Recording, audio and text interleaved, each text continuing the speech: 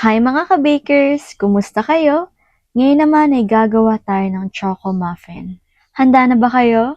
Ang mga sangkap na kakailanganin natin ay asukal 150 grams, asin 1/4 teaspoon, baking powder 2 tablespoon, fresh milk 1/4 cup, oil 1/4 cup, dalawang itlog, condensed milk 200 grams, all-purpose flour 175 grams, cocoa powder 25 grams, at choco chips na 50 grams.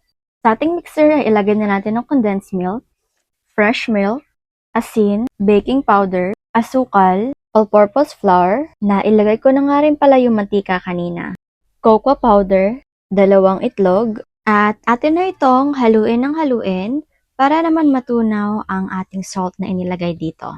At kapag ganito na ang kanyang itsura ay atin na pong ilagay sa ating mixer at atin na pong paandarin ng mixer hanggang po sa magsama-sama na po ang mga ingredients na ating inilagay dito. At higit sa lahat ay makuha na po natin ang texture o consistency na ating gusto. At ganito na nga po pala siya mga ka-bakers. Ito na po ang consistency na ating hinahanap. Kaya naman po patay na po natin ng ating mixer at atin na pong kuhain ng ating mga paper cup na nakalagay sa ating molde. Ito na po ang kanyang itsura at ready na po natin ang ating choco chips dahil ihahalo na po natin ang ating choco chips dito.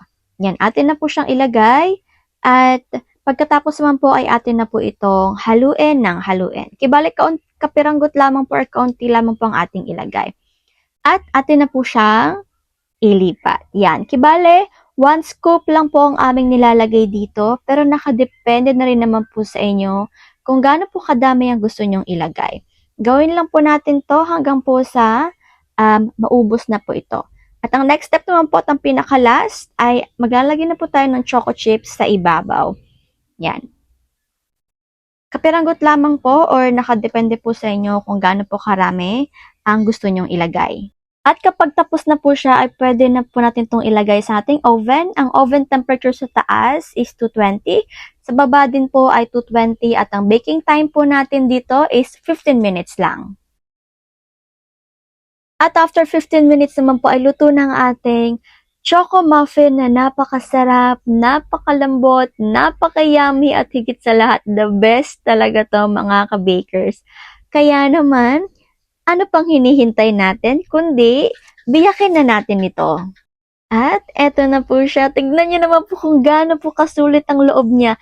Kaya naman po mga ka-bakers, ano pa pong hinihintay natin? Gawin niyo na rin. Kaya naman po, hindi ko na nga po patatagalin pa at eto na po ang ating food for the soul ngayong umaga. Lucas 1:37, sapagkat walang anumang bagay na hindi kayang gawin ng Diyos. Amen? Amen mga ka-bakers! Kaya naman po nais ko lang pong magpaalam muna at hanggang dito na lang po muna ako. Maraming salamat po sa lahat ng mga sumusuporta sa amin. At paalam at syempre po, God bless. Ingat!